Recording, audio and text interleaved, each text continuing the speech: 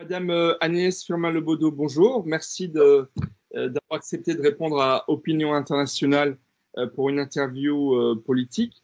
Alors, vous êtes pharmacienne de votre État et je sais toujours en exercice, mais aussi députée de la 7e circonscription de la Seine-Maritime, donc plus précisément au Havre.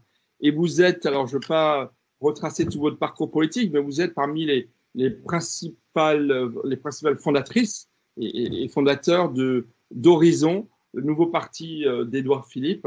Donc vous êtes, j'ai envie de dire, un des piliers de la Macronie recomposée autour de ce mouvement Ensemble citoyen dont Horizon se veut un pilier. Alors, j'ai envie de vous dire, à quelques jours du premier tour de l'élection présidentielle, une première question toute simple. Quel est, selon vous, le principal enjeu de cette élection? Cette question est difficile. Je crois qu'elle apporte beaucoup de réponses, mais pour moi, le véritable enjeu, et je l'ai encore constaté ce matin en allant sur le marché, c'est d'aller faire voter les gens.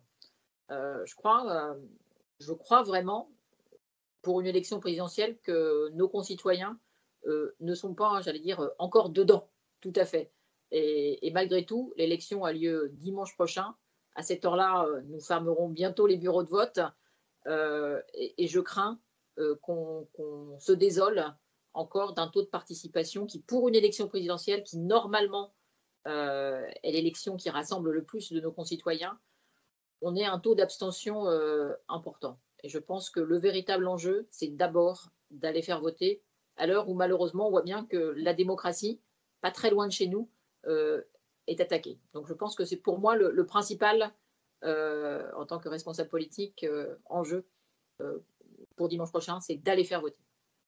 Alors vous appelez à non seulement vous encourager vos concitoyens, je l'espère, et nous aussi d'ailleurs dans le cadre d'Opinion Internationale à voter, ce qui est effectivement un droit, mais aussi selon nous un devoir, bien entendu, nos concitoyens. Mais vous allez plus loin, vous appelez à voter Emmanuel Macron. Alors j'ai envie de dire, c'est quoi le macronisme selon vous? J'ai du mal à comprendre. C'est quoi le macronisme? Moi, je ne vais pas définir le macronisme, parce que moi, je ne fais pas partie de ceux qui sont des macronistes de la première heure. En 2017, j'ai été élue parlementaire avec l'étiquette LR. J'ai fait, avec 8 de mes collègues, le choix de ne pas siéger chez les LR, mais de fonder le groupe, à l'époque, Les Constructifs.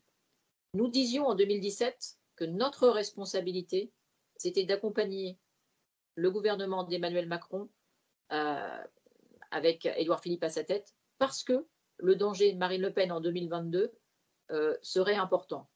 Je crois que le courage que nous avons eu en 2017, aujourd'hui, montre bien à quel point, déjà en 2017, nous sentions cette nécessité, et Édouard Philippe le disait lui-même, la poutre bouge, et que peut-être la Macronie, c'est ça, c'est que cette poutre qui a bougé autour, alors je ne sais pas, certains l'appellent le dépassement, certains l'appellent peut-être cette méthode différente de faire de la politique, c'est-à-dire qu'ensemble, on est plus fort. Donc nous avons fondé ce groupe qui était dans l'opposition lorsqu'Édouard Philippe était Premier ministre et qui a basculé dans la majorité. Et donc on voit bien l'évolution. Je dis volontairement tout ça parce que je crois que c'est ça en fait, peut-être le macronisme, c'est cette capacité à faire travailler des gens ensemble autour de l'intérêt de la France. Et en tant que parlementaire, moi, je veux témoigner de ça. C'est cette volonté de pouvoir travailler ensemble. Ce n'est pas simple d'avoir une majorité plurielle, mais c'est peut-être ça, et c'est peut-être nécessaire en ce moment, justement, d'avoir des gens différents. C'est peut-être ça, cette force de la Macronie. En tout cas, moi, c'est ma définition à moi du macronisme. Elle n'est sans doute pas partagée, mais en tout cas, c'est comme ça que je conçois l'engagement derrière Emmanuel Macron.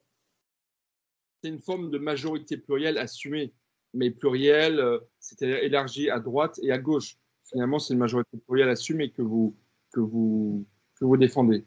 Oui, moi je pense que c'est une majorité plurielle assumée et parce que je suis intimement convaincue, et pour le coup, moi je l'ai bien vu, et d'ailleurs, c'est toujours été le sens de mon engagement, c'est je vote, peu importe. Moi je pense que le clivage gauche-droite, il existe toujours, et je pense qu'il faut qu'il existe toujours. C'est l'ADN de notre pays politique. mais ce n'est pas parce qu'on est soit de gauche, soit de droite, que parfois on ne se rejoint pas sur certaines idées, ou qu'au contraire, on est fait pour travailler ensemble et pour avancer. C'est ce qui fait la beauté de la démocratie. Ça m'est arrivé dans d'autres fonctions de voter des projets portés par des majorités qui n'étaient pas, à laquelle je n'appartenais pas, parce que je pensais que c'était intéressant, soit pour ma ville du Havre, soit pour mon département, parce que je pensais que ça allait dans le sens de l'intérêt. Et je crois que c'est ce que les Français attendent de nous aussi. Et nous avons peut-être péché ces dernières années sur, et c'est ce que peut-être les LR n'ont pas compris, sûrement d'ailleurs, en s'opposant à Édouard Philippe, Premier ministre, et en ne l'accompagnant pas, et en attendant la chute pour reprendre le pouvoir. Et je crois que les Français ne souhaitent plus ça. J'allais dire, ce rythme gauche-droite, mais plutôt essayer de faire travailler ensemble des gens qui avancent, qui font des petits pas les uns vers les autres pour trouver une solution qui permette au pays d'avancer. Moi, je crois vraiment à ça. Et je crois que c'est peut-être ça, la poutre qui bouge. On a parlé du macronisme. C'est quoi le philippisme? Parce que vous êtes très proche d'Édouard Philippe. Ce serait quoi le philippisme? Et est-ce que finalement, ce n'est pas tout simplement le pôle droit de cet équilibre instable, peut-être, ou dans tous les cas difficile, de ce en même temps macronien? Édouard Philippe, que je connais bien puisque je suis élu à ses côtés depuis 2000, hein, donc ça commence à faire un petit nombre d'années. Nous avons travaillé ensemble dans différentes collectivités. Je lui succède dans sa circonscription. Et ça fait simplement maintenant 12 mois qu'on ne siège pas ou qu'on ne travaille pas ensemble. Puisque voilà, je ne suis plus conseiller municipal du Havre, je suis conseiller départemental. Et donc, voilà, ça fait seulement 12 mois qu'on ne travaille plus vraiment ensemble dans la même équipe. Mais nous nous sommes retrouvés dans Horizon. Le philippisme, c'est quoi? D'abord, c'est un homme de droite. Il l'a clairement dit lorsqu'il est devenu Premier ministre sur le perron à côté de Bernard Cazeneuve. Mais c'est un homme de droite modéré qui porte les valeurs qui sont portées par beaucoup de nos concitoyens. Cette droite modérée, libérale, sociale, humaniste et profondément européenne, avec cette volonté affirmée et réaffirmée de dire non aux extrêmes. Et ça, c'est très clair chez Édouard Philippe. Je peux vous assurer que nous avons l'habitude au Havre de travailler de façon ouverte avec des équipes municipales qui comportent des gens issus de toutes les opinions politiques.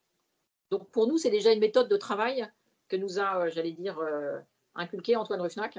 C'est qu'on ne gagne que si on est unis et on ne gagne que si on travaille, j'allais dire, en respectant les idées des uns et des autres.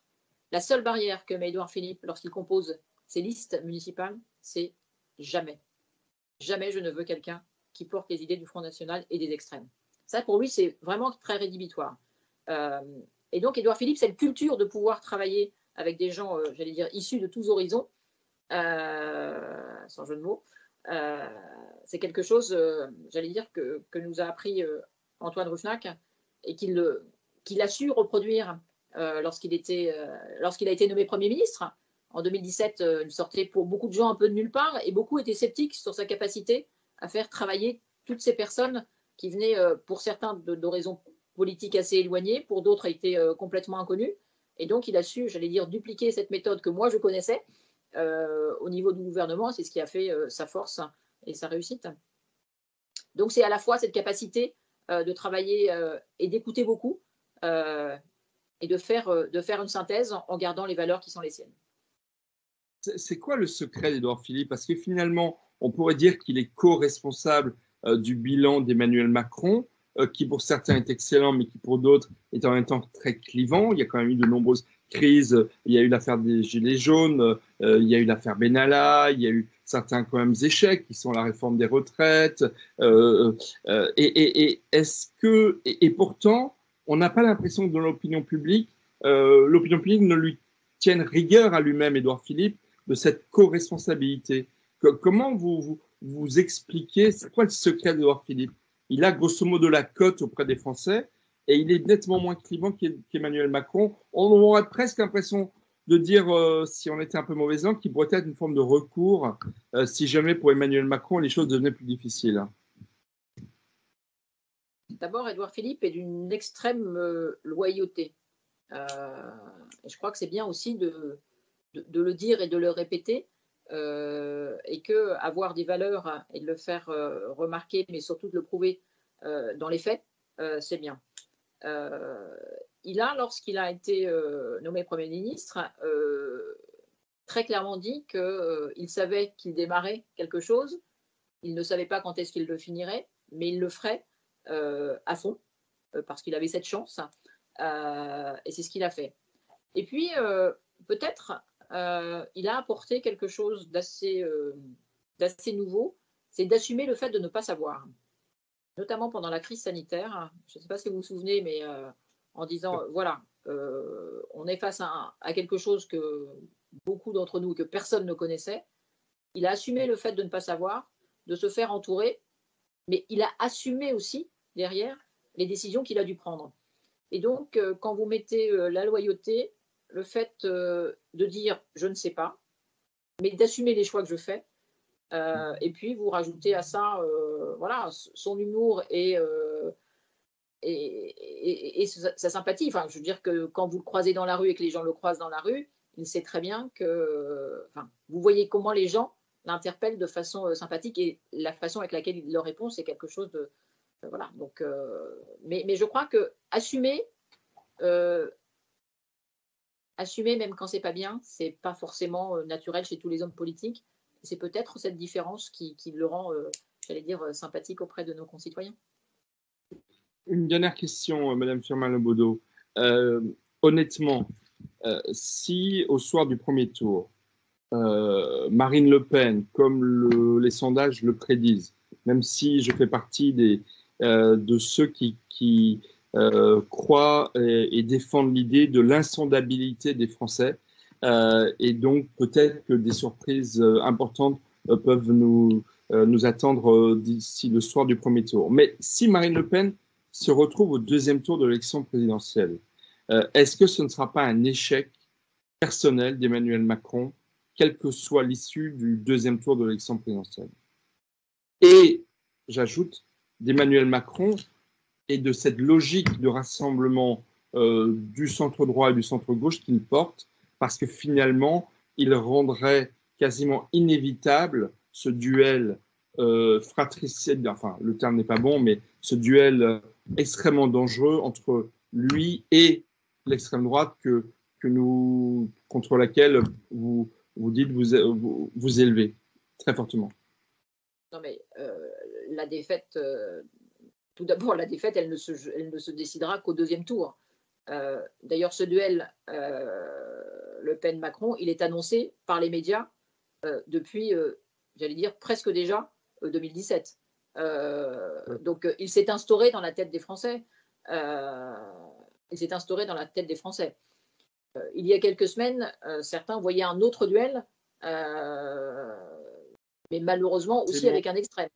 Voilà. Et donc, ce qui doit nous interpeller, j'allais dire, nous, les personnalités politiques du côté du, j'allais dire, républicain, entre guillemets, sur si on additionne, j'allais dire, les populistes en France, ce qu'on appelle les populistes ou les extrêmes, on peut s'interroger sur l'état de notre société, et on doit s'interroger, c'est pas on doit s'interroger sur ce que cela veut dire et ce que la représente de l'état de notre société qui est fracturée, et que ce qui était valable en 2017, Édouard Philippe disait je suis là pour réparer la France, l'est encore plus en 2022.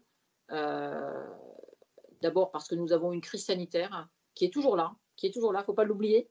On va vivre avec, mais elle est toujours là, et que ces 2 ans de crise sanitaire ont fait que le pays n'a pas pu continuer à être réformé, mais qu'il est important de continuer les réformes qui sont présentes dans le programme d'Emmanuel Macron.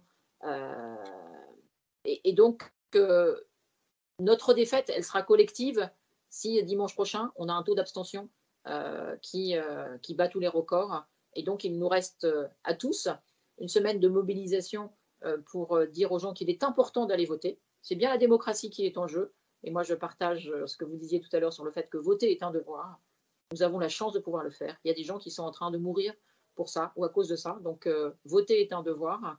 Et à titre personnel, je ferai la campagne encore d'Emmanuel Macron parce que très clairement, et j'invite et j'incite toutes les personnes qui doutaient un certain temps de la loyauté d'Édouard Philippe envers Emmanuel Macron, de redire ce qu'Édouard Philippe disait en septembre dans l'émission 7 à 8, où il disait que dans le champ des possibles, pour lui, seul Emmanuel Macron pouvait, j'allais dire, mener la France dans les 5 ans qui viennent.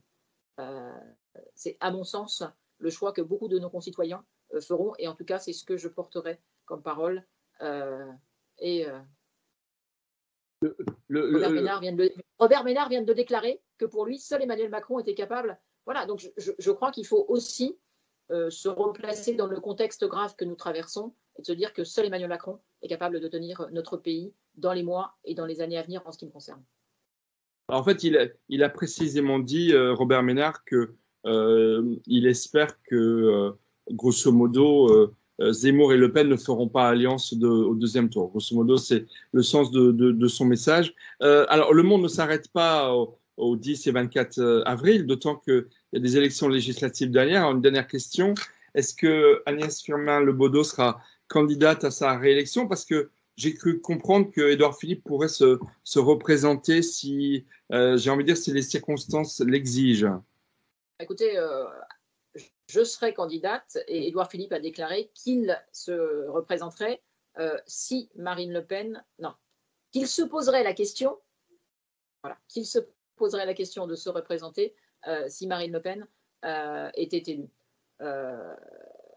Nous allons tout faire pour que Marine Le Pen ne soit pas élue, non pas pour que je puisse candidater à la législative, mais pour que la France puisse continuer à être présente dans le monde, et seule avec Emmanuel Macron, c'est possible.